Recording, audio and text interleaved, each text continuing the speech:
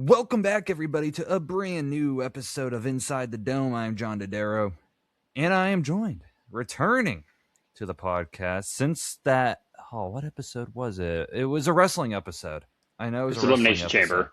Elimination Chamber was the last time I had you on. Ryan Boynes is back on the podcast. Hello. Let me do a little, where is it? Come on. I'm trying to do the clapping thing for you, and it is not working. Here we go.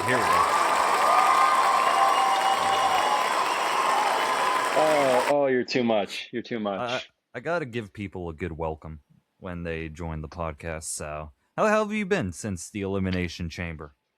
I've been good, buddy. I've been good. I'm getting through school. West Virginia.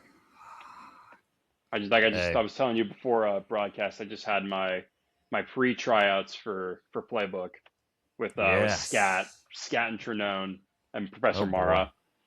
Oh boy, gotta love Playbook at West Virginia.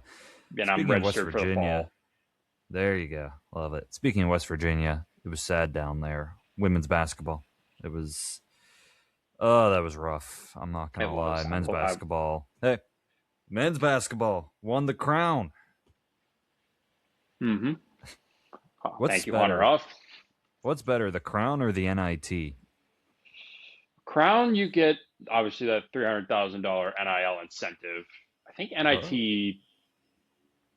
I don't know if there's any NIL benefits. I think it's just like say you were there and you won kind of thing. Yeah. Plus, I think either way, we're hosting another banner at the Coliseum. Yes. I think. Oh yeah, let's hang that banner right there. A crown is epic. That might be better than the winning March Madness right there. Yeah. Low-key. But we're not here to talk about that. The first thing that we will be doing on this Under the Lights episode, we tend to end the episodes with wrestling, but because this is the biggest thing of the whole week, and probably next week too, when we recap it, we're talking WrestleMania first. WrestleMania is this Saturday and Sunday. I believe both nights starts at 6 p.m. Eastern Time. The first hour of each night will be on ESPN or ESPN2 on Saturday and ESPN on Sunday. So if you're not buying it, the ESPN Unlimited, or you don't have a VPN, you can watch the first hour of each night on your cable. So it's going to be very exciting. There are currently 13 matches that we have to predict that have been confirmed. So ideally, we won't go crazy long. I think some of these predictions will be easy. Some of them we got to talk them out because they are a little tougher, which I do like. I love the tougher predictions. But going back to the Elimination Chamber, the last thing that we predicted, I went perfect, but there were only 4 matches to predict. So now there's 13 matches to predict, and we'll see how we do. Carlin did not put in his predictions yet, so I'll get to talk about them when we react. Carl and I will be watching Night 1 together as well. So can't wait for that. Last year we did, and it ended beautifully. So hopefully this year's Night 1 main event is better. I don't know. I doubt it. But anyway, before we get into predictions, how excited are you for this WrestleMania event? I'm going to keep it 100 with you. I'm don't get me wrong. I'm excited. But it's just, I feel like this build has been a lot better than WrestleMania 41's with some of the matches. Especially with especially that Seth and Gunther, but that match just came out of nowhere, and it's built pretty well. It's more just they don't need a story. These two just hate each other. Yeah. And then you got Roman Punk, which is a story that's been pushed and built for the last 3 months. Yeah. Since the Rumble, since technically. February. Yeah, since Rumble. And again, like I said with Seth and Gunther, these two hate each other, and they will. And I was rewatching what was it, the little promo battle they had at the end of last night's episode of Raw. It's not that they hate each other; they're envious of each other. Yeah, they envy one another. Yeah, these builds, I think some of them have been really good. Then there's the one that everyone gets upset about, the Cody Rhodes, Randy Orton rivalry, and the Pat McAfee. I have my thoughts about that. Yeah. We'll get into it later. We'll get into it later. Yeah. We'll break down each matchup as we predict them. So don't worry. And it's funny because we're recording this in an afternoon. I have Pat McAfee on my screen right now, and he has the WWE Championship on the seat next to him. So while we're at it, I'm just gonna bring up my own WWE Championship. So I can't say I have one. Damn it! You people on YouTube can see it in its beauty. So and can bask in its glory. Yeah. Carlin has the nicest one. He has a literal World Heavyweight Championship replica belt.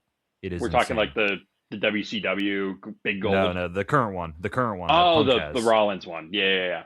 But it is like the legit version. It is like heavy. It is like, this is kind of cheaper. Yours? This is like the second closest to the replica, but it's not fully the replica, and it is slightly outdated too. Because that's the gold. Yeah, that's the one that Brock had going into 38. Yeah. This was that was just a regular WWE Championship. That's not the Universal. Yeah, this was before the undisputed. Merge. Yeah. This isn't the undisputed, but this is a classic though. I'll wear it for these predictions. It's so nice. Let's get to predicting. The first match, we'll start with night one. We'll start with I guess we'll call them the free matches. And the one that will be opening night one, Logan Paul, Austin Theory, and I Show Speed against the Usos and LA Knight. Yeah. And Yeet. This one, and for our predictions, we can alternate. So I'm not picking first every single time, but I'll pick first this one. This match, I think, was the result of LA Knight needing to be on the card, and they got him on the card. And the Logan Paul Austin Theory duo of the Vision needed a partner, and they needed a celebrity, and they decided to go with I Show Speed. But here's the thing: as someone who kind of watches I Show Speed did a wrestling match on his YouTube channel. He did like a day of training where Randy Orton trained him. He was at the Performance Center, and I Show Speed was able to put on like a 3 to 5 minute match. He can take bumps. I Show Speed is capable of taking bumps. He also got brutally speared by Braun Breaker at the Rumble. He got RKO'd by Randy Orton at Mania. So I Show Speed is not an unknown person in the wrestling ring. So I think he's capable. This has been a fun little build. LA Knight throwing I Show Speed into the computer was hilarious on his stream. I think this has been fun. I think that I Show Speed is going to have a babyface turn at WrestleMania, and I think he's going to turn against Logan Paul and help the Usos and LA Knight win. So I'm going to take the Usos and LA Knight to win this match. Who do you got? Okay, I saw, not only I did watch his training video when he was training with Orton, and actually had a dark match in NXT against, I think, some developmental talent.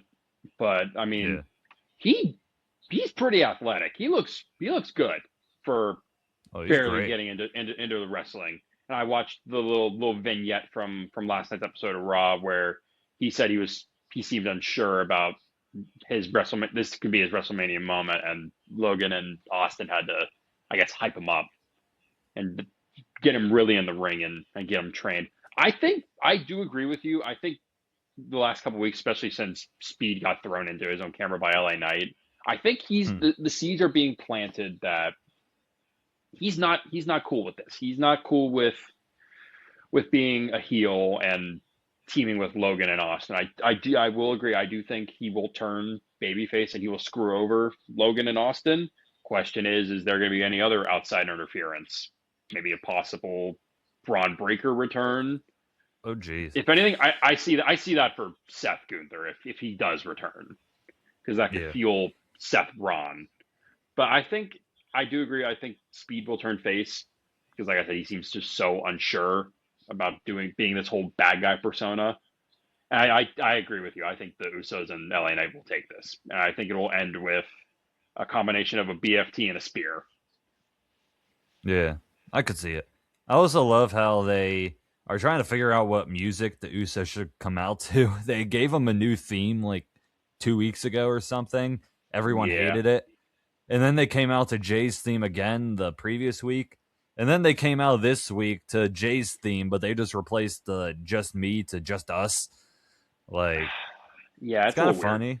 It's just Funny and funny weird. because if you go back to their original theme that Jay Uso's theme is based off of, it goes down since day one Day ish. one Like is sick down that one, since. like you have a theme you can just use instead of Yeah, tweaking the Jay it's Uso free. one. It's literally free. I don't know. It's just hilarious. But anyway, good for them. They can keep eating. Next match, Drew McIntyre versus Jacob Fatu. This is an unsanctioned match. This match is also free on ESPN2. This match, honestly, if you asked me like 2 or 3 months ago, I would have told you that Drew McIntyre would have been champion and he would have been defending against Cody Rhodes and Jacob Fatu in a triple threat.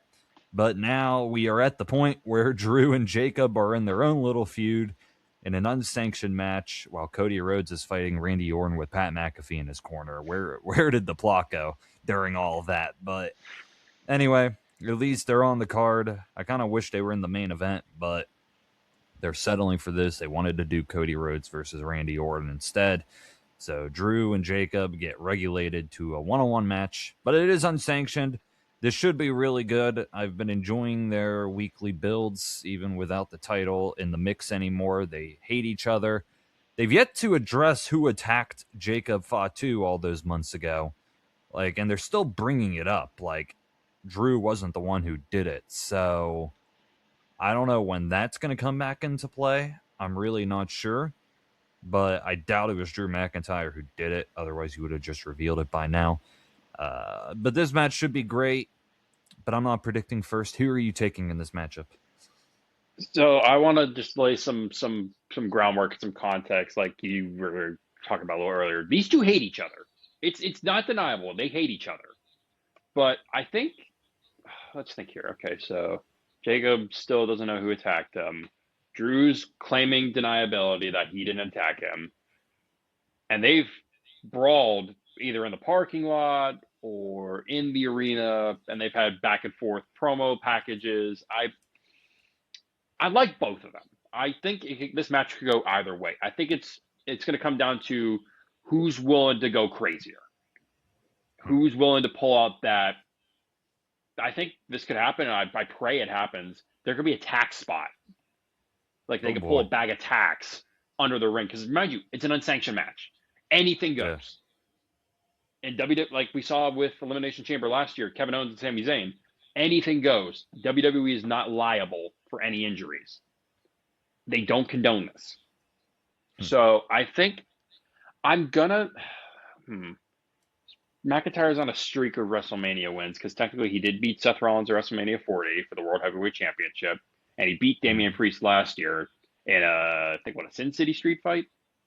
Yeah, it was a street fight last year. I didn't mind that, but That was good.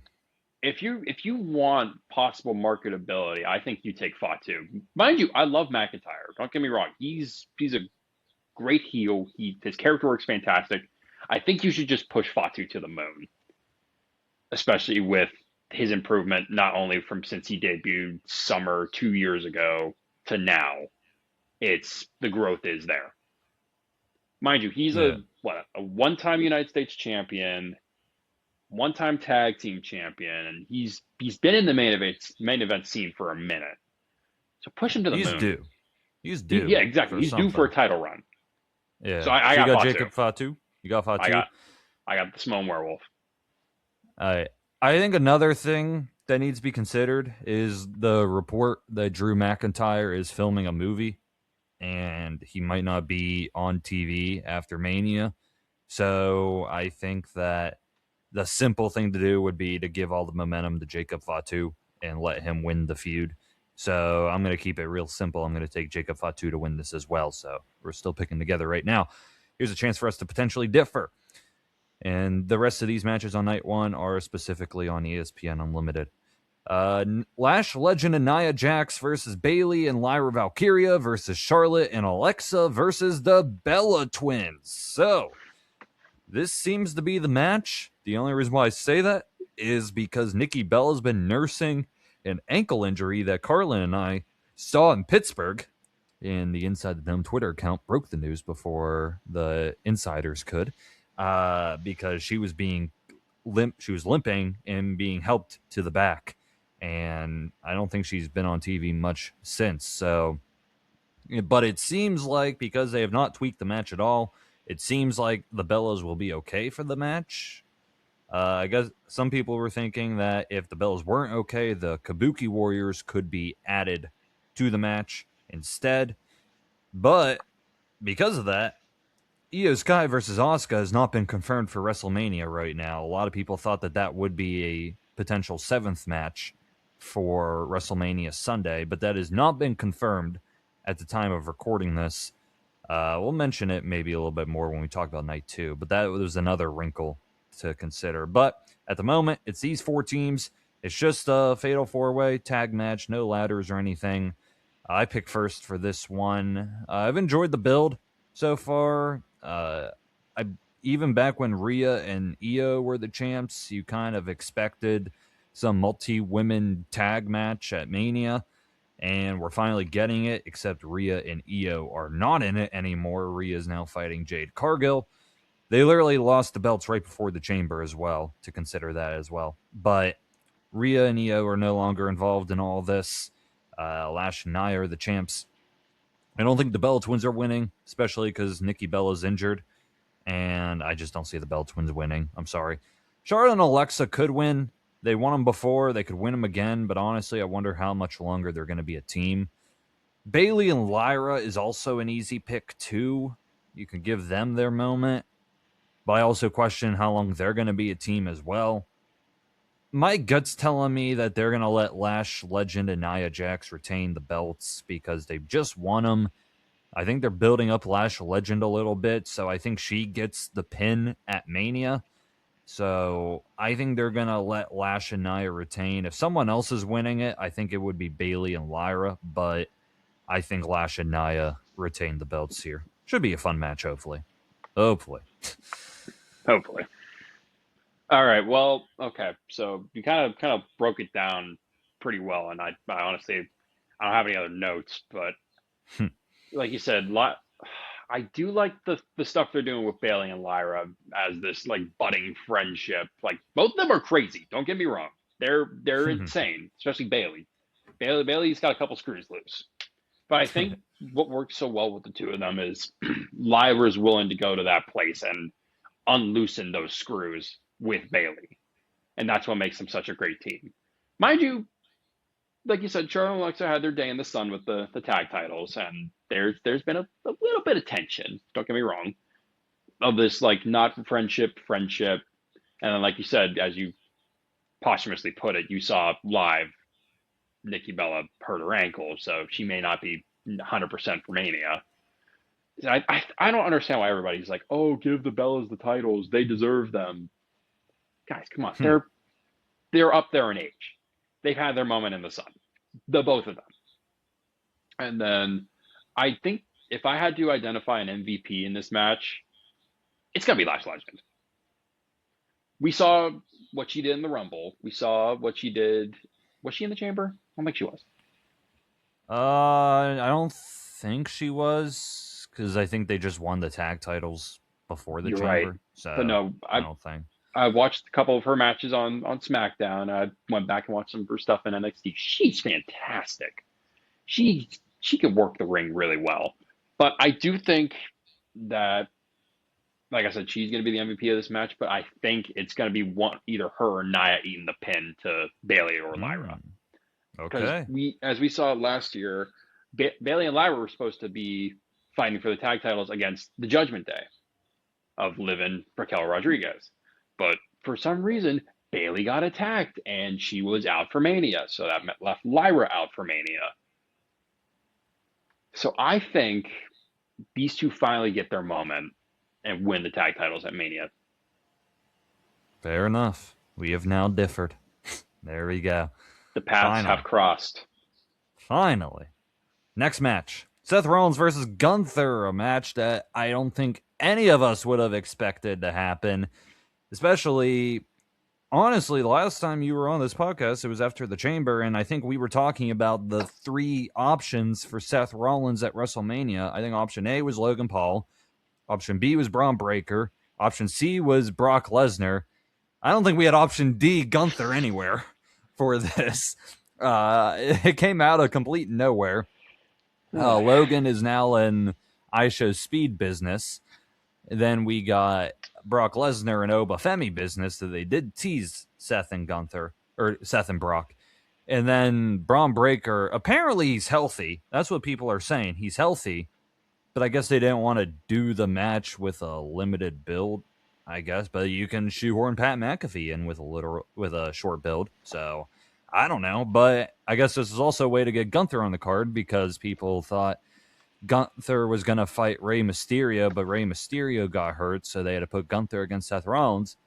But then Rey Mysterio's healthy, and he's in the ladder match. So, but here's the thing, though. I think Gunther versus Seth Rollins is way better than Gunther versus Rey Mysterio. I don't even know why that was a rumored match, because Rey Mysterio has no momentum unless he was actually retiring. But I was not going to be excited for a Gunther-Rey match. I think Gunther versus Seth is way better. And I think the whole Gunther and Paul Heyman thing is interesting because it could tease Gunther versus Brock Lesnar at SummerSlam. So I'm digging it right now. And the match is going to be great. It's going to be fantastic. Sometimes, too, with Mania, when you look back at WrestleMania, sometimes you just completely forget the builds and you just remember the matches. Like, there are a lot of great matches in previous Manias that did not have the best builds, but you only remember the matches. I think we've kind of been spoiled, too, over the past couple years. Like, the Mania 39 build was incredible. Mania 40 was incredible. 41, you had the Cena heel turn. So I think we've been spoiled a little bit.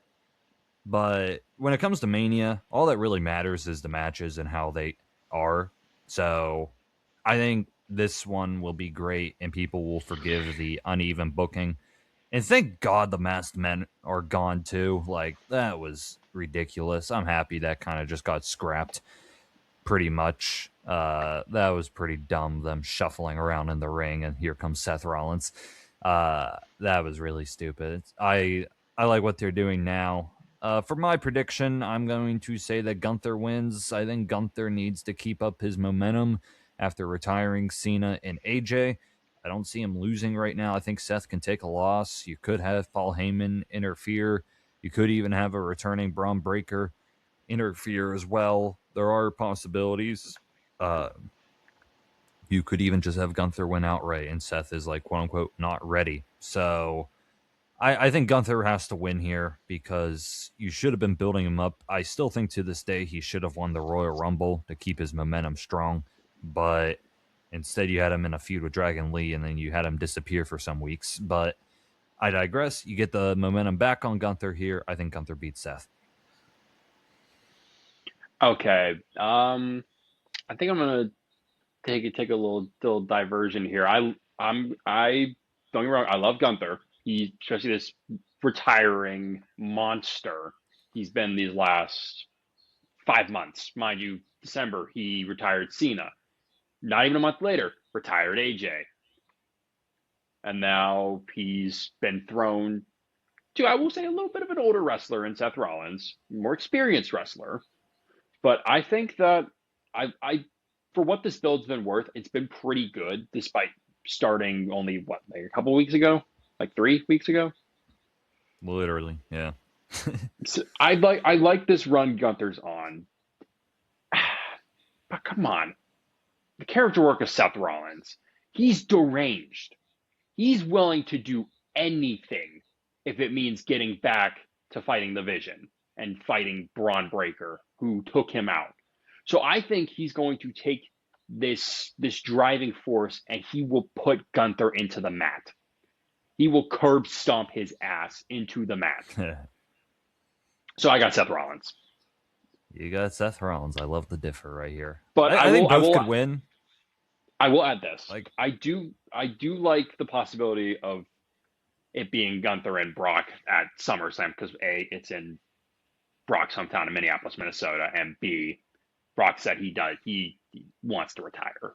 So I think they're building the pieces for a Brock Gunther match at SummerSlam. I'll also add one more thing because we talked about him a little more because this was the rumored match, Rey Mysterio and Gunther. I think it's going to happen at Clash in Italy because, mind you, Rey did say after that pay-per-view, he's done. He's out. So I think what's going to happen is Gunther's going to lose at Mania. He's going to be pissed off. Paul's going to be in his corner now. He's like, you need to take this and become that monster again. The monster who took out AJ Styles and John Cena. And then Rey gets involved. He's like, I see you retiring all these legends. I want to see you try that with me. And then they go back and forth. Let's think Clash in Italy's in May. So month-ish build. And then once the time comes, I think Rey will tap out to Gunther, bringing back this character. But at this moment, I got the career killer. Thank you. But at least for Mania, Seth Rollins just has a lot of momentum. Give me the architect, Seth Rollins. Alrighty. And I just realized that you were supposed to pick first for that one, so you'll get to pick first for the next one.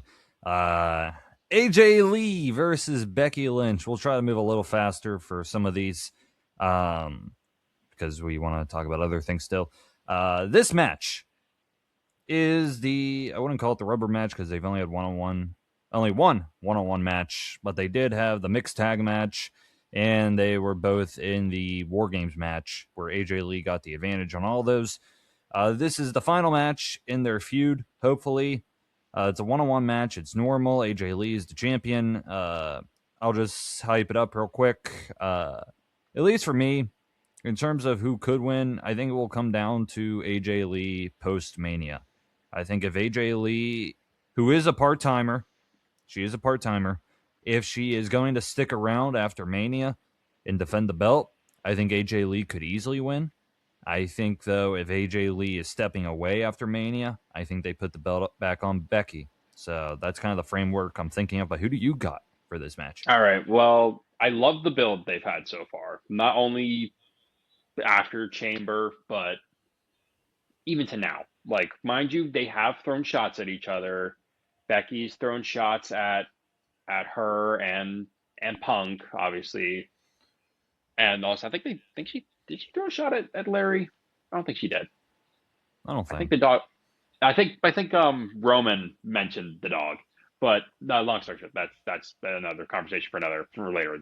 But I love the build. I love how AJ's getting under Becky's skin and making her lose her temper.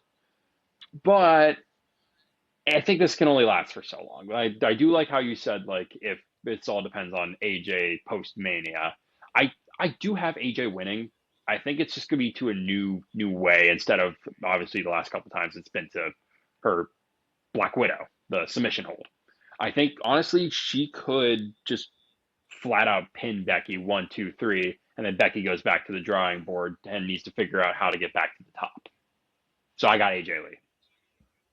Yeah, I got AJ Lee too, but I could easily see Becky win if AJ Lee is not going to be on the shows after WrestleMania. So I could see that happening. I could see Becky Lynch retaining, but I also think Becky Lynch can easily move on to something else. Like, she has been in the Intercontinental title picture for the past year now. I think she could even challenge for a top title sooner than later. So I think AJ Lee retains. I would love to see her wrestle some other people. I don't think she'll have a long reign at all, but I'd love to see her wrestle somebody different other than Becky Lynch. So I got AJ Lee retaining. Stephanie Vaquer versus Liv Morgan, the co-main event. Hopefully. This feud has been personal. There have been a lot of shots at one another, the B word being thrown around, some Spanish swear words being thrown around, a lot of brawls. Liv Morgan had a big thump on her head.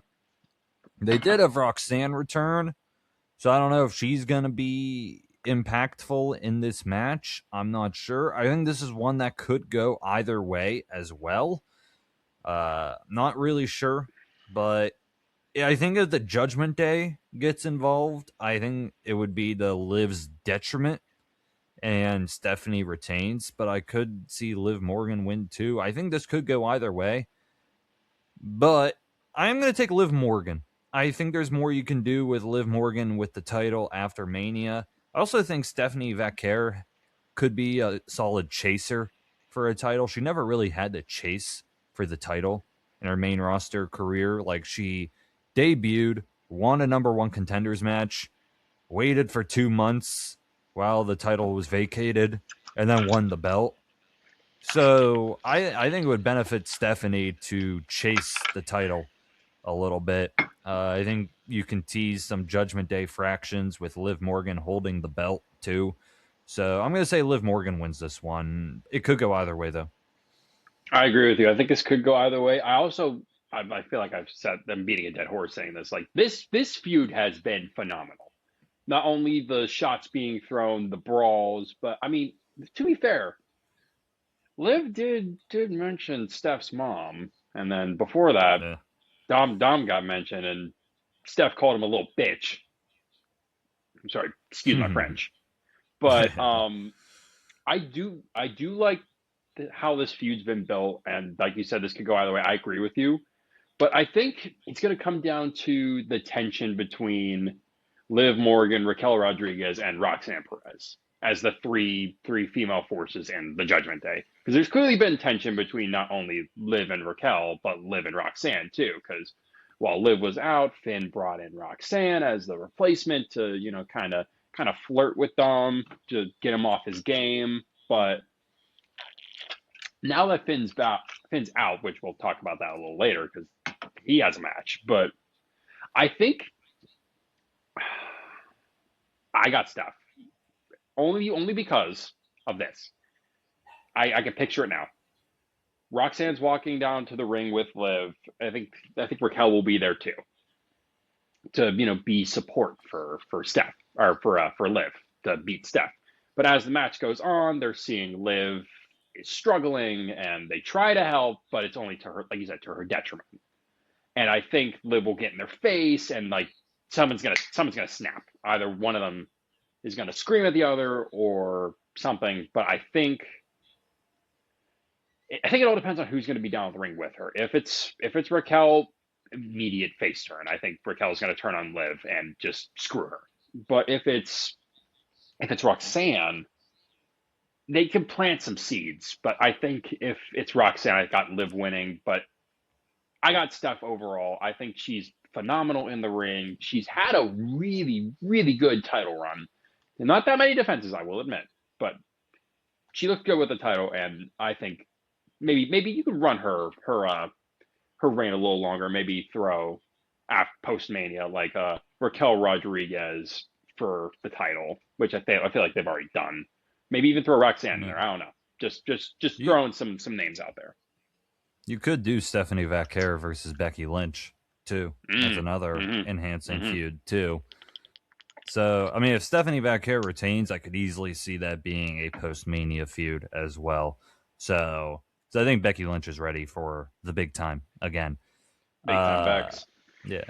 Main event of night one, Cody Rhodes versus Randy Orton, a match that has a lot of emotions for this one. This match was essentially introduced after the Elimination Chamber because back when we did our episode back then, Drew McIntyre was still the champion, and the match was technically Drew versus Randy. We didn't think that was going to happen, of course.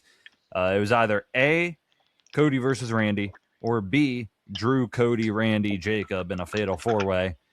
They went with option A. They went Cody, Randy, and it would be a feud that would go through their past, their history, 20 years of history in their feud. Cody told Randy, I want the best Randy, let those voices in. So that's what Randy Orton did. I guess we didn't know that one of those voices was Pat McAfee that we were letting in too. So that was the big curveball about 2 weeks ago. Pat McAfee entered the feud. He was the person that Randy was calling. Why is Randy Orton calling Pat McAfee of all people? I don't know. Why is Randy Orton all about saving the business? I don't know. Like, why is Randy doing all of this with Pat? Like, Pat's trashing on the product, saying that tickets shouldn't be available when Randy Orton is around and all of this. I want the Attitude Era back, even though Randy wasn't even a part of the Attitude Era. Like, but why is Randy a part of this? Like, Randy hasn't even had a promo since Pat McAfee inserted himself. Like, Randy Orton looks like a lackey at this point. Like, the Randy that hit Cody Rhodes with the steel chair, like, I feel like that Randy Orton has disappeared. And now we got this Randy Orton out of nowhere. And there's a lot of drama with this. There's a lot of reports like TKO inserted Pat McAfee into this to enhance the feud. And then that drawed CM Punk to do his pipe bomb promo, and he invoked Pat McAfee as well, and all that. And he told Pat's agent to lower the ticket prices. And then Pat had a rebuttal on CM Punk, and we'll probably mention all this again in the CM Punk versus Roman Reigns match too. But keeping it on this match specifically, the one thing that Pat McAfee did say was that if Randy Orton lost, he would disappear from wrestling forever. He would no longer be a part of it. So that makes me think that this match is super easy to predict, because I feel like that Cody Rhodes Jelly Roll versus Randy Orton Pat McAfee match is screaming backlash, whether we like it or we don't like it. They're going to do it. I think this is not the end of Pat McAfee and Randy Orton. I'm not a fan of the pairing. I'm intrigued with the TKO invasion angle if it involves The Rock. I'm intrigued, but I also am not, because I don't like the Pat McAfee Randy Orton thing. Like, if Pat McAfee wanted to do this, I feel like, why Randy of all people? Like, Randy Orton should be RKOing this man, but I don't know. It's kind of been a mess of a feud. Like, I want Cody Rhodes to win so bad, but that stipulation is there. But the funny thing is I do not pick first. You pick first. So who do you got? Okay, I want to dive into this mess of what's been a build for night one's main event. First off, I agree with you when you say, like, this version of Randy Orton that steel chaired Cody Rhodes after they signed their contract is gone. I think I can agree with you on that. Why Pat McAfee? I thought it was going to be Kevin Owens. Because, mind you, the three of them have history. Not only both going after the title, but obviously they've been in the business together for a while.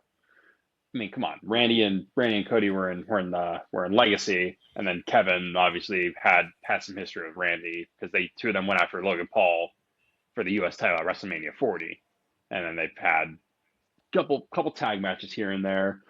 They had Money in the Bank against what was considered the new bloodline. But I think I do like the TKO invasion angle, especially after Punk's pipe bomb 2.0, I'll call it, calling out not only TKO but McAfee. I think this feud could be saved, but I just don't know how they're going to do it. But in my honest opinion, I got Randy Orton winning number 15. Not only does he deserve it, I think he could have a good run as a heel champion. Maybe lose McAfee as his, like, vocal piece. And this, I saw something online. I was watching a YouTube video. Like, this guy was, like, mock booking WrestleMania 42, like, with all the matches they had, and they had Kevin Owens return at Mania, and it looked like he was going to help Cody. Then he screws Cody, and Cody loses, and Kevin Owens, Randy Orton, and Pat McAfee form this faction. So I got Randy, but I think this feud overall has just been a mess. Yeah, it's been a mess. They can get either revert it or get it on track to something interesting at Mania. It could be a 2-night angle, so maybe what we see in night 1 carries over into night 2, depending on the CM Punk Roman Reigns match. I don't know. We'll predict it though later. I think just for a prediction's sake, I think Randy Orton is the easiest pick because I don't think they're done with Pat McAfee unless he's just outright lying about the fact that he'll disappear. But I think that Randy Orton will win. The only thing I don't like too is this is very similar to last year with John Cena turning heel with Travis Scott in his corner, and then Cena winning with Travis Scott in his corner. I feel like it's way too similar to last year's main event. Hopefully they can spice it up a little bit. I guess Jelly Roll is the spice up. So I don't know. Who knows? But I kind of hope that Pat McAfee is not the direct reason why Randy wins. Like, I kind of hope Jelly Roll takes out Pat McAfee, and then we kind of get back to the Cody Randy stuff in the match where maybe Randy punk kicks Cody Rhodes or something like that. Like, we get the Viper that we were teasing a couple weeks ago with Stephanie McMahon and all of that. Like, maybe we get back to that in the match. Hopefully that happens. So I got Randy Orton winning, though, because I don't think Pat McAfee's gone at any point. Night 2. Yeah, night 2. That was only night 1. Night 2. There's only 6 matches as of recording this. If there is a 7th, I think it's either the Io Sky Asuka match. Maybe Julia defends her title on the card against Tiffany. I don't know. They're not on the card. Some notable wrestlers real quick that did not make the Mania card. Just going to read them off right now. Io Sky, Julia, Tiffany Stratton, Kiana James, Chelsea Green, Raquel Rodriguez, Roxanne Perez, Braun Breaker, Ilya Dragunov, Carmelo Hayes, Asuka, Kairi Sane, Jelly Roll. I just had him because I thought they were teasing a match with him. Danhausen, Miz, Kit Wilson, MFTs, Wyatt Six, both El Grande Americanos, and the tag team champs, Damian Priest and R-Truth, all did not make the Mania card this year.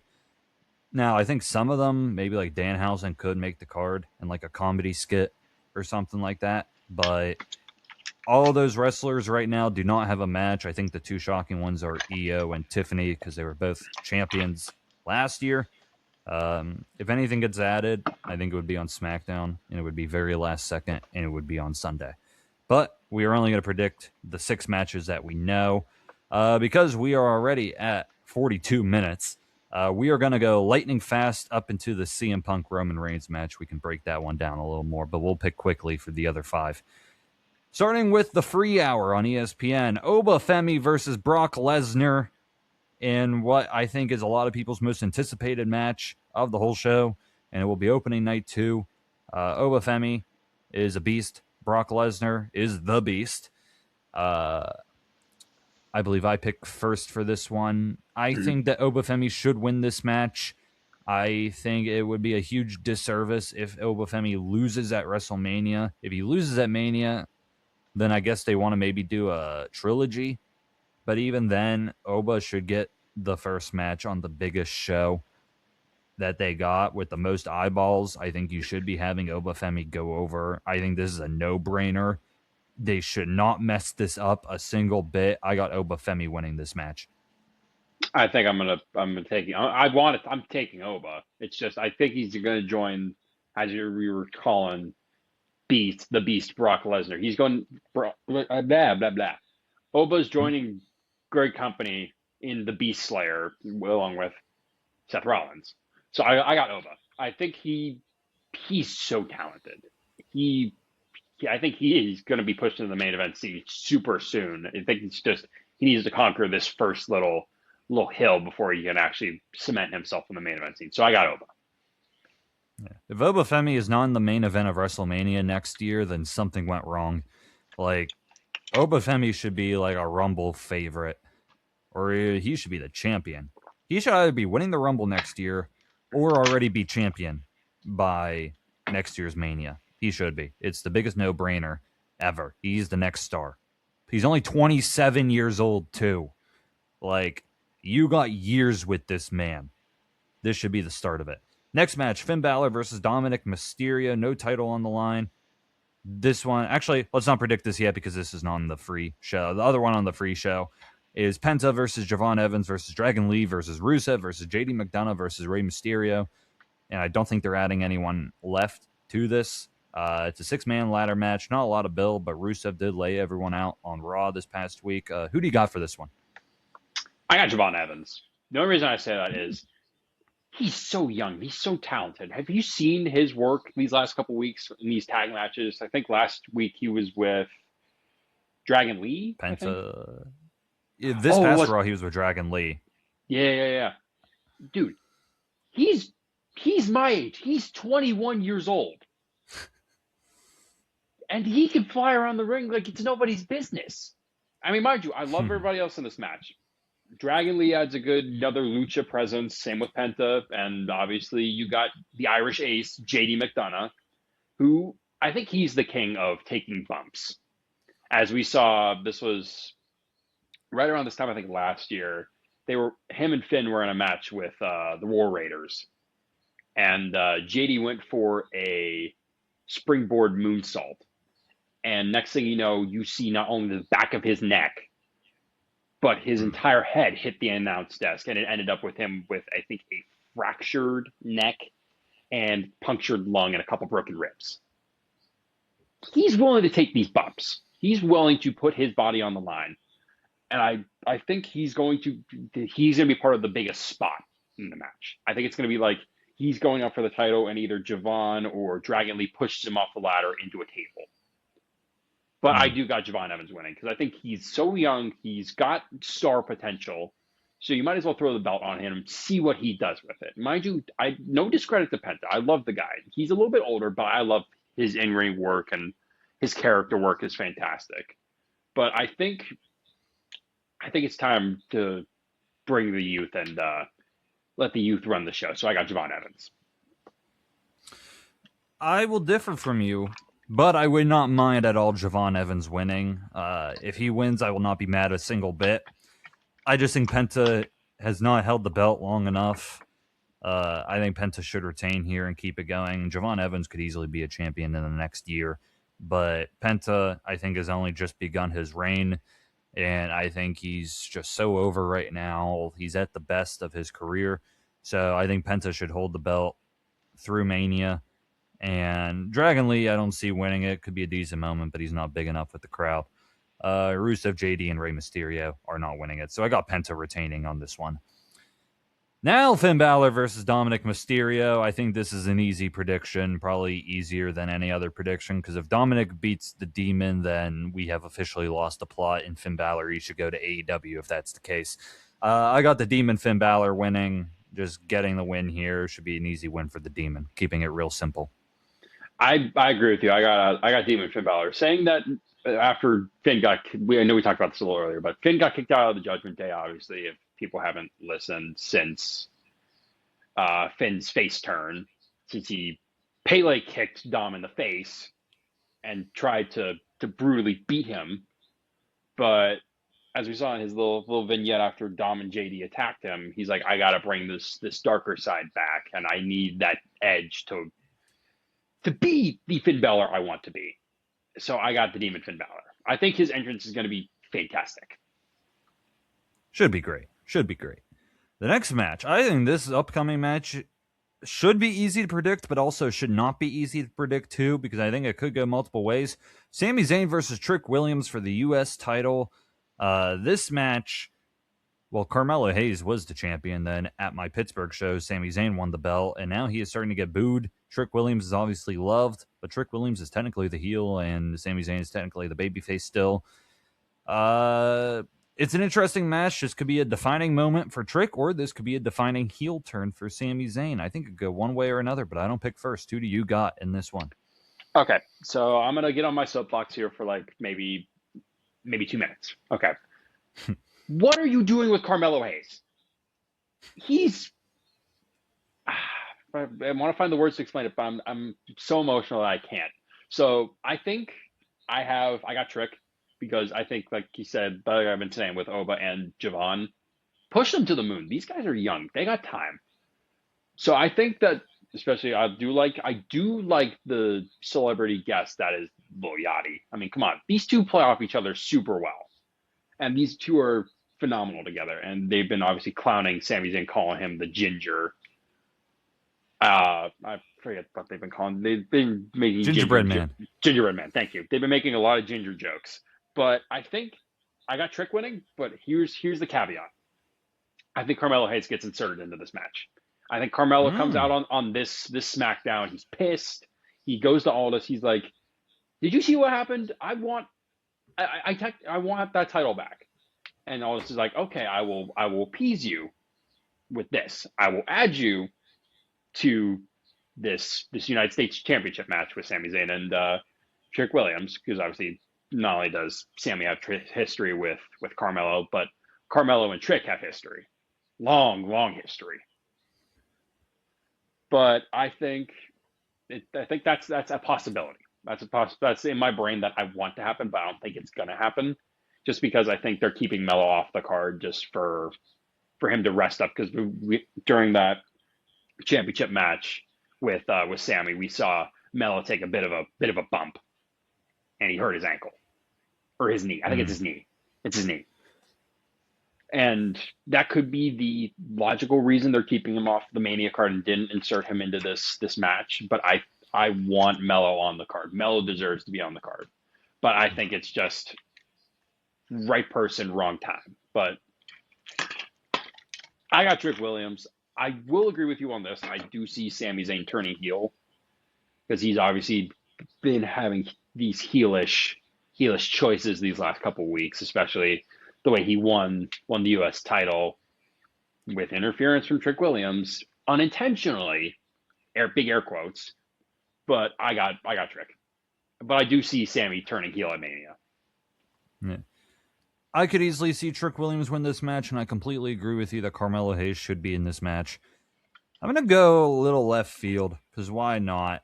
I got Sami Zayn retaining. My reasoning is because, first off, when you really think about it, how did Trick Williams earn a title match?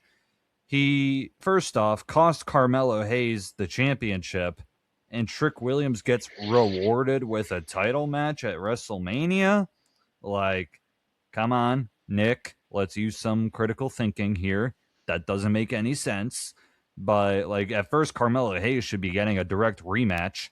Like, why is he not in the match in the first place? I don't know. Like, there was no critical thinking skills involved. So, because of that, I think Sami Zayn will retain in this match by the heelish way possible. I think we get the definitive Sami Zayn heel turn here, where he wins and everyone boos the crap out of him. There's no more supporters of Sami Zayn. He is now officially a heel. And then, now, you do the full double turn. Trick Williams can officially become a babyface. You have Trick Williams actually earn himself a title match. And very down the line, Trick Williams beats Sami Zayn for the belt. With Trick Williams as a full-fledged babyface, not a heel that gets cheered. Trick Williams wins the belt the right way. Because I feel like this is Trick Williams winning the belt the wrong way. Carmelo Hayes did get screwed. So I have Sami Zayn winning now and the double turn happening at WrestleMania. So give me Sami Zayn here. 2 more matches. The co-main event, Jade Cargill versus Rhea Ripley. I pick first for this one. I think this could come down to one factor, which is, could Bianca Belair be back sooner than later? Because that Bianca Jade match, I think, should have been happening this year at Mania, but Bianca got hurt and has still been hurt. So I don't know. So this kind of felt like a shoehorned in match. I could easily see a world where Rhea Ripley wins this title. She's your biggest star on the roster, and duh. Like, it's that simple. You can have Io Sky take out Michin and B-Fab, and boom, there you go. But the more I think of it, you had Jade Cargill dominate Tiffany Stratton to win the belt. You didn't have her defend at all until the Jordynne Grace match on SmackDown. And now she's having her second defense against Rhea Ripley. Like, if you have her lose, then it was just a failure of a title reign for Jade Cargill. Whereas if you have her retain, you can still maybe give her something decent to work with going forward with a new faction. and all that. But if you ever lose, then it's kind of like all for nothing, and it essentially says you have no faith in her going forward. So I'm going to take another kind of not the favorite pick. I'm going to take Jade Cargill to retain here and keep her title. I don't know. Rhea Ripley, she could easily win it, but I think they got bigger plans for Jade Cargill. I think a Jade versus Bianca match is in the horizon. So, and it would be a good rub for Jade Cargill. She just beat Io Sky too, clean on Monday Night Raw or on SmackDown this past week. So let her get a win against Rhea Ripley. I don't know. I know it's not the favorite pick, but I'm doing it. Taking Jade.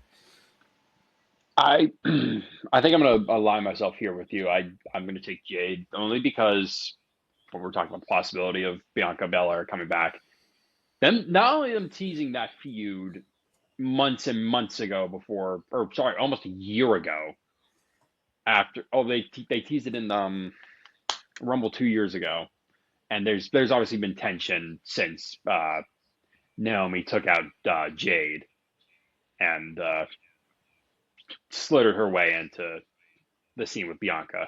But I think it's time for Jade to fully prove herself, and this is a good test. As in, Rhea Ripley is currently the favorite, and obviously she's the biggest women's face in the WWE right now, obviously.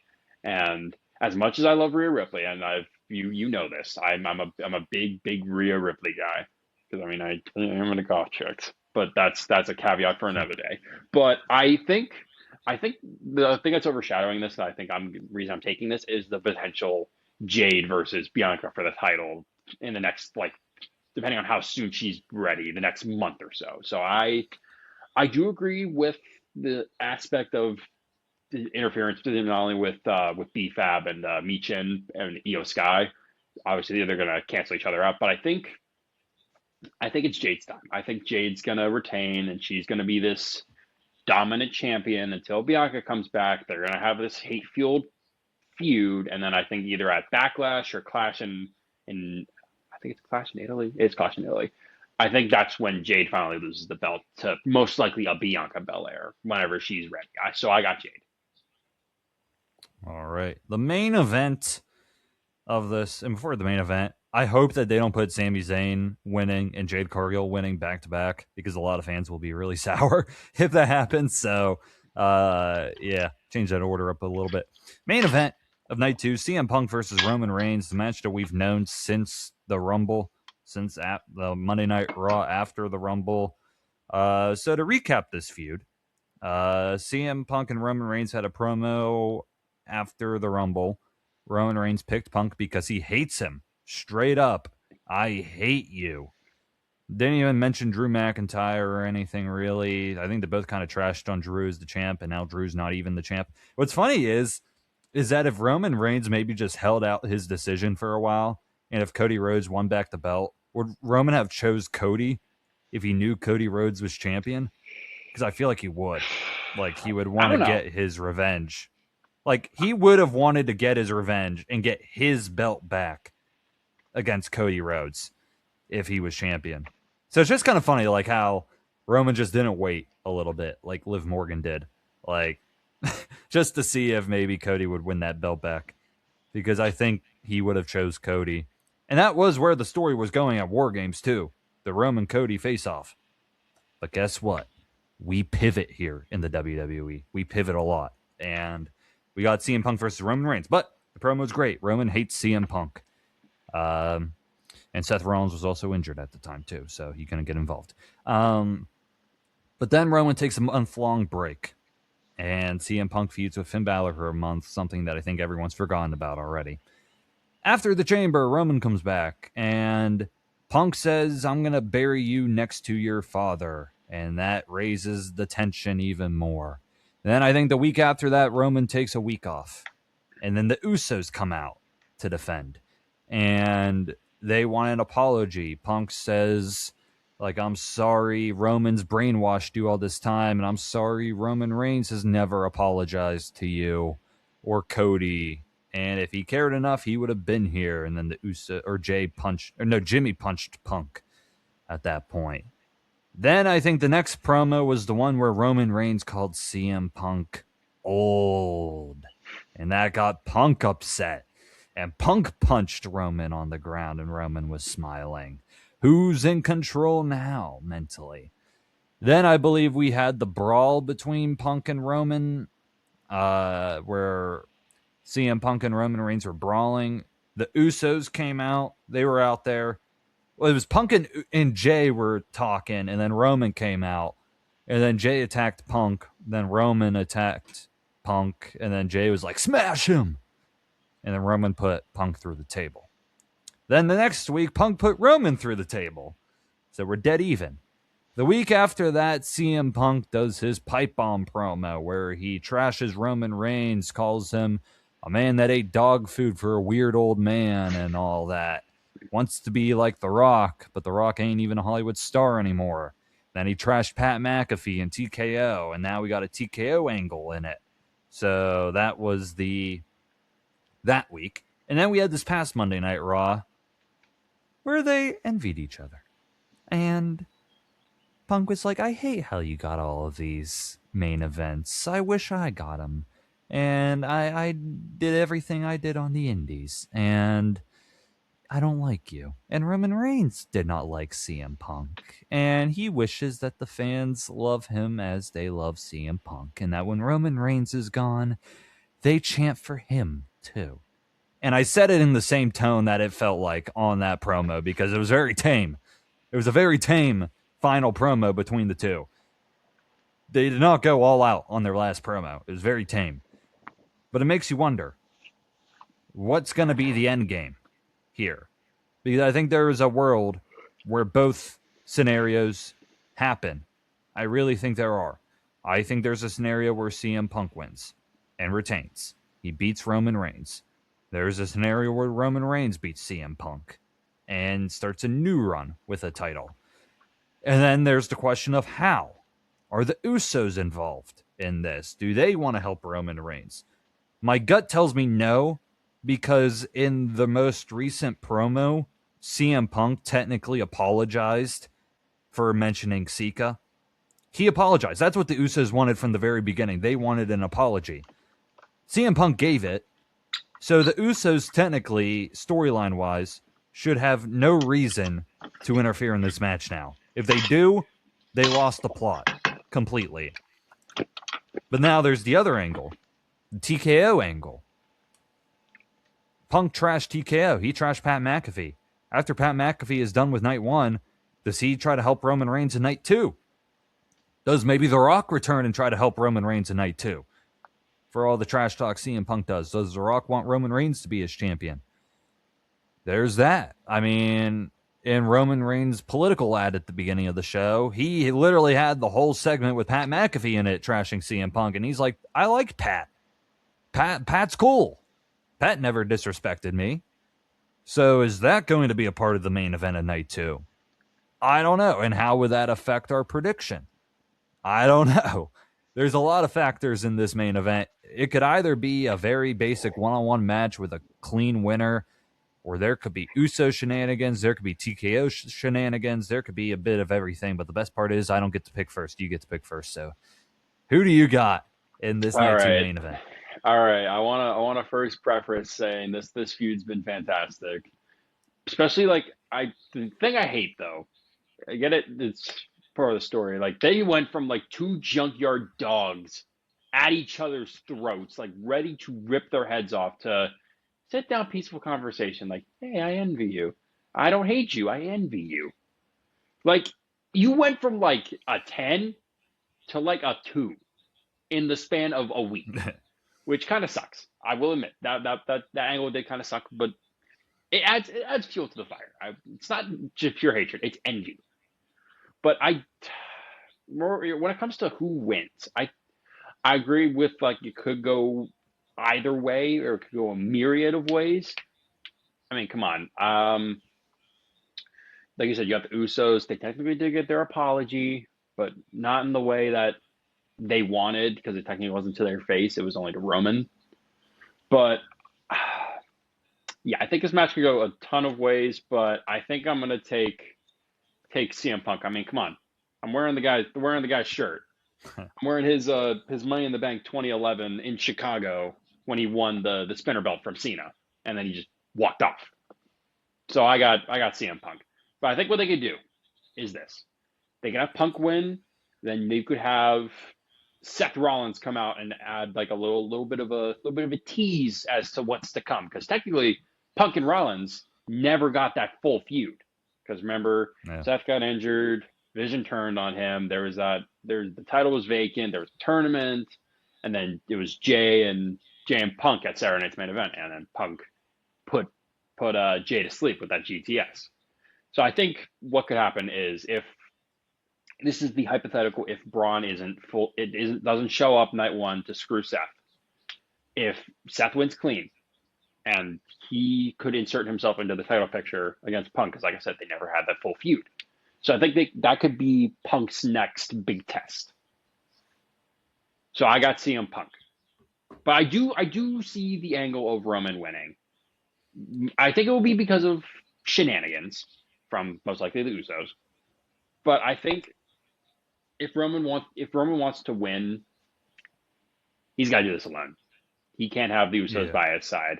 He needs to channel 2020 Roman Reigns, channel the tribal chief Roman Reigns, not this diplomatic chief who's been off to the side these last couple of weeks just feuding with a guy. So I got Punk, but I do see a realm where Roman Reigns does win. Yeah. I love the Seth mention because I really think whoever wins, I feel like that person versus Seth Rollins down the line is a SummerSlam main event, whether it's Punk and Seth ending their feud or Roman and Seth capping off their feud with another chapter. I think one is possible. I want CM Punk to win this match because I hate part-time champions. I think if Roman Reigns wins and he commits to showing up like every other week, or maybe he just doesn't take month-long breaks, like he doesn't have to be on TV every single week, but if he doesn't take a month-long break in between shows, like I think a Roman Reigns title run is promising. Like there's division he can go against. There's Seth Rollins. There's Braun Breaker, Bronson Reed down the line. Like Roman Reigns has opponents that he can defend against. And a different Roman Reigns title run could be interesting. I think Roman Reigns would have to win clean too. I don't think you can win with Uso interference, because then you're essentially a heel again if you do that. Like your same old Roman Reigns. Like if he can prove that like he can win on his own, then maybe we can get a different kind of Roman Reigns title run. That could be interesting if he shows up on a consistent basis. And that's the question with AJ Lee too. But the fear is that if you look at Roman Reigns the past 2 years, he's taken a 3-month break after WrestleMania the past 2 years. That's not encouraging at all. I doubt he would take another 3-month break, but it's not encouraging. He's been taking too many month-long breaks. I don't want that title reign if he's not going to be there consistently. Like, he could have a Cena schedule, and I'd be fine, where it's not every week, but he's there enough, and he defends at the PLEs. But Roman Reigns is not even on some of the posters for the upcoming PLEs, so I don't have much confidence in that either. So I want Punk to win. I also think if it's a clean one-on-one match, the story makes more sense for Punk to win. Because I think if you look at Roman Reigns, what he's been doing lately is losing. Like his last one-on-one match was with Bronson Reed, and it was a loss. Like this man is coming off of a loss. He's coming off of a loss at War Games. Like, yeah, he won the Rumble, but he's not at that level he once was. I think you can tell a compelling story if Roman Reigns loses clean to CM Punk and he realizes, hey, maybe I'm not that good. Maybe I was carried by my family and my wise man. Like, maybe I was helped, and Roman has to go on some self-reflection. Maybe that's the case that we go down. I think that's the better story. I do have a gut feeling that Roman Reigns is going to win this match, but I'm not predicting that. I'm predicting CM Punk to win. I could easily see WWE being like, hey, at the prime of WrestleMania 40, 39, who was the champion? Roman Reigns. We want that magic back. I could easily see them do that. Like, it's a layup. Probably will get some good views, but I personally think CM Punk should retain because I don't even know when CM Punk will be champion ever again after this. I really don't. And I don't want to see his title reign end yet. The TKO angle, I would love if The Rock were to come out or if Pat McAfee were to come out, I would love to see Roman Reigns Superman punch that person and defy the TKO people. And maybe that costs Roman Reigns. Who knows? But I think Roman Reigns' character would work better after a loss than a win. So I got CM Punk winning this match and retaining the title. So, plus after that pipe bomb, like, come on. CM Punk has all the momentum in the world right now over Roman Reigns. Like, Punk is winning the feud. I'm sorry. If you don't view that, then you're a Roman bandwagon. So I got CM Punk winning. That's our predictions. Now, an hour and 6 minutes in. I said this episode would be an hour. We're over. So we will just briefly go through some of the other things that happened in the sports world this week. Football-wise, the draft is in 2 weeks. Are you going to be there? I think I'm going to do my best to be there with some of our friends. We're taking a trip up anyways. Which day? Thursday? I think we're going night one. Or... I think that's that Thursday. Yeah. Yeah, Thursday. Okay. I know Carl and I want to go night one too. So, yeah, draft will be big. We'll hype it up more next week, but there'll be a huge moment in Pittsburgh. 700,000 people, something like that. It's going to be fantastic. Can't wait for it. That's really it for the NFL. NBA, at the time of recording this, the play-in tournament has not started yet, but for you all listening, two of the matchups will have already happened. And those matchups would have been the Heat and the Hornets and the Trailblazers and the Suns. So I don't know who won those, but the thing I do care about is on Wednesday. The Warriors and the Clippers play each other. I have no faith in the Warriors this year. I don't. Jimmy Butler injury does not help at all. If they win, great. I'll be happy. I'll be so happy.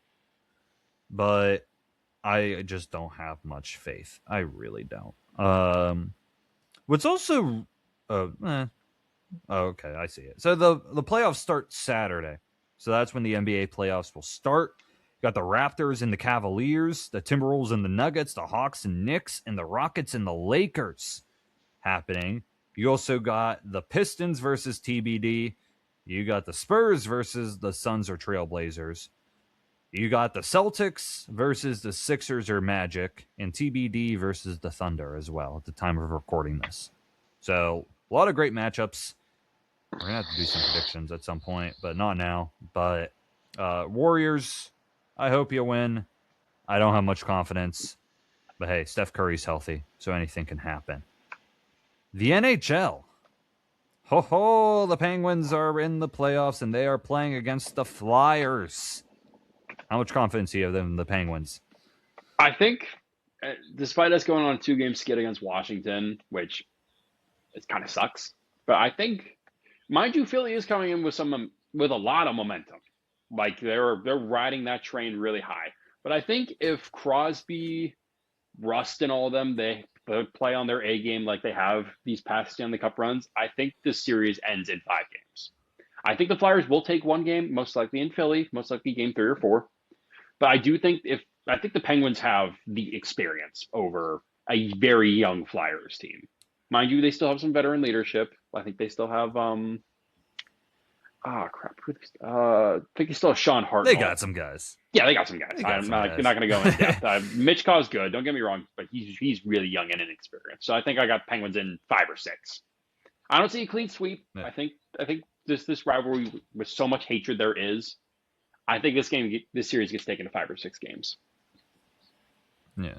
The Flyers got Travis Konechny, Trevor Zegras. I'm going to tip it. Dan Vladar is their goalie. Penguins, I think they might be starting Stuart Skinner. I don't know. But they're getting healthy, which is great.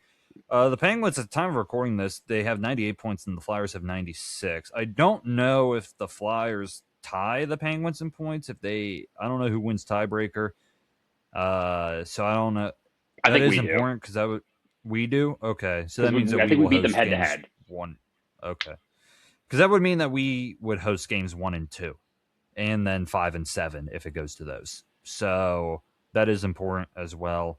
It's just been so weird because of all the years of watching the Penguins, this has been the year I've watched them the least. And of course, this is the year that they're in the playoffs again.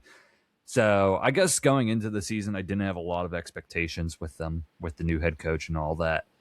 But they're back in the playoffs, so I got to lock in with the Penguins because I've admittedly not during the regular season.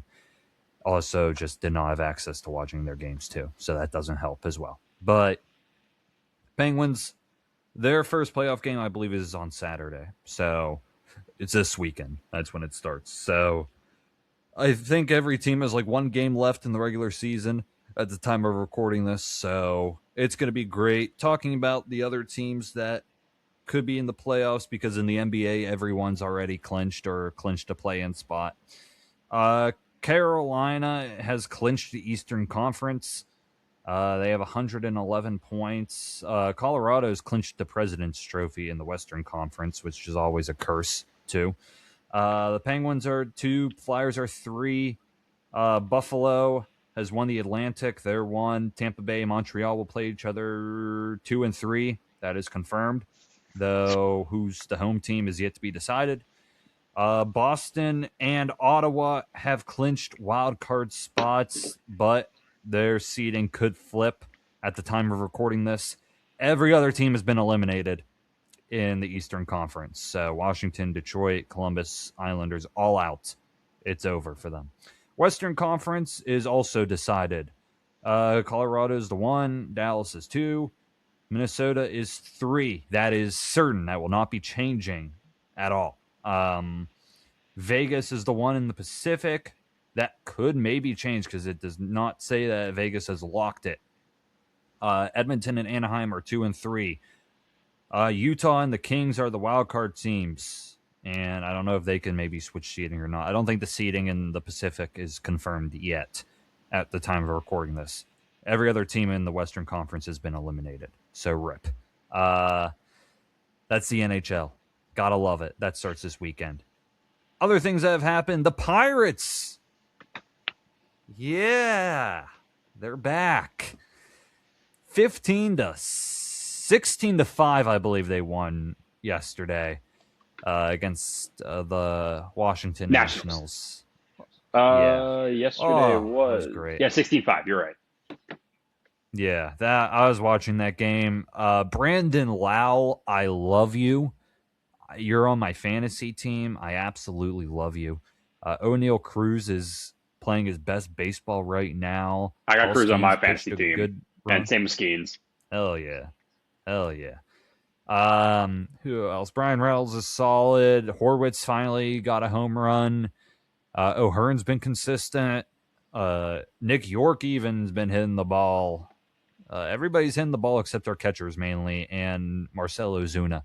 So, other than that, though, our hitters have been nice. Our pitchers have been nice, aside from that Sunday game that I don't want to talk about because I think we used our worst pitchers.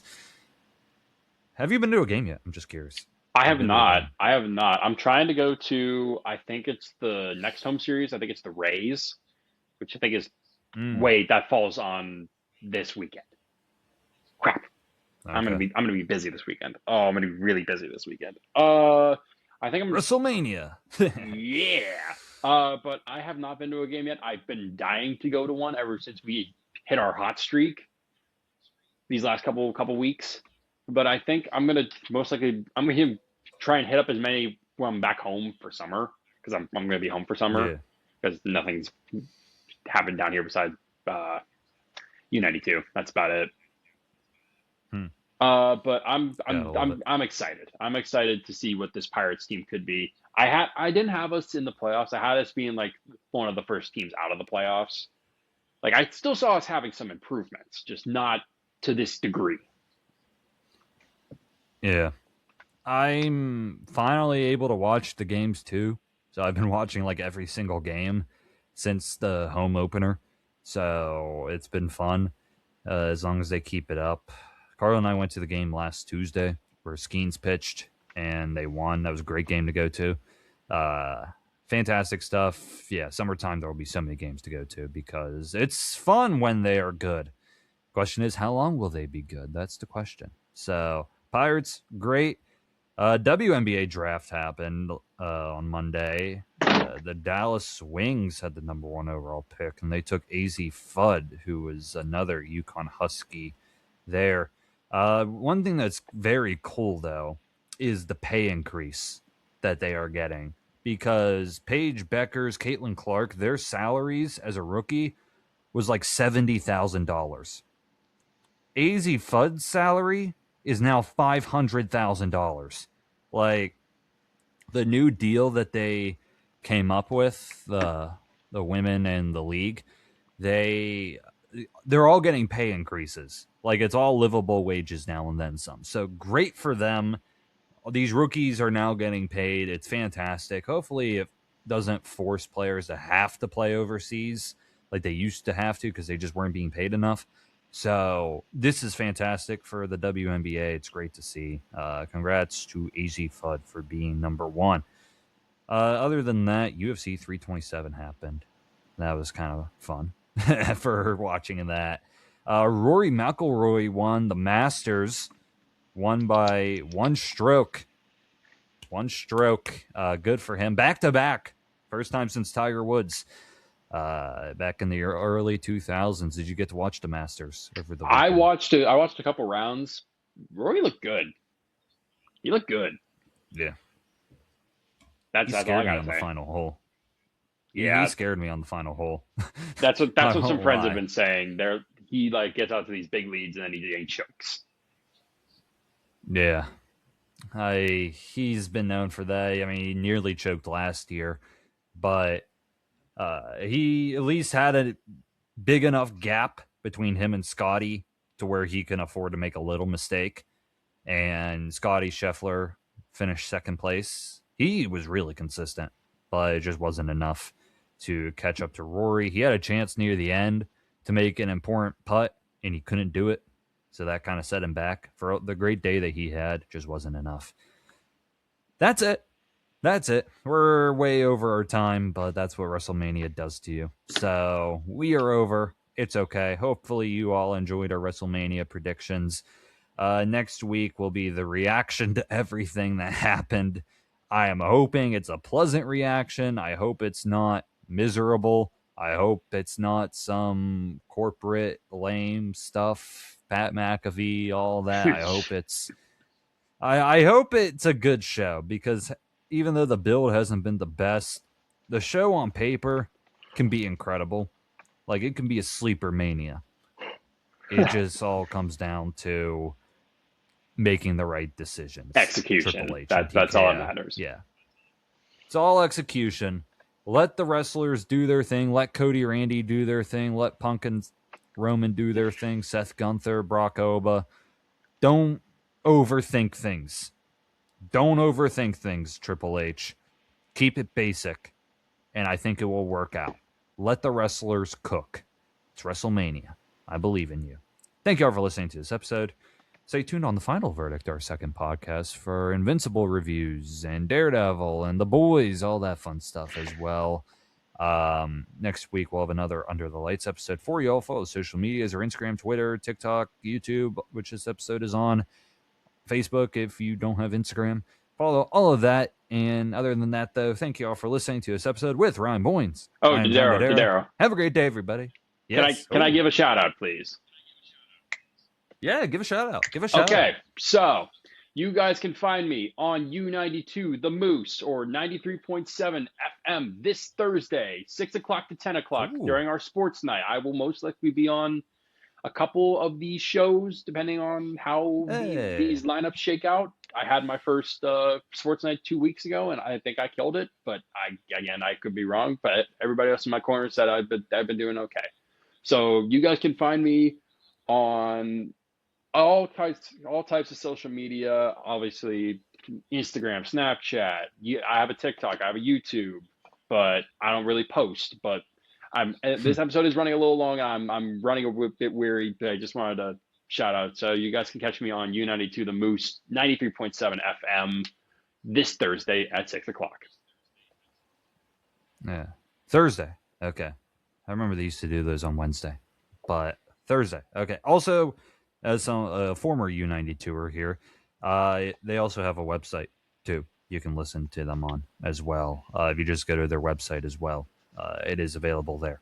So you can listen to all the U92ers. Shout out to them. Shout out to Nico Beyond the Mat as well. Nico Cookie Coretto. Mania predictions. Yeah, they're probably doing their own Mania predictions too. So check out their podcast as well. Always got to show love to the U92ers. Now, with Ryan Boynes, I'm John Dodaro. Have a great day, everybody, and see you next time on Inside the Dome.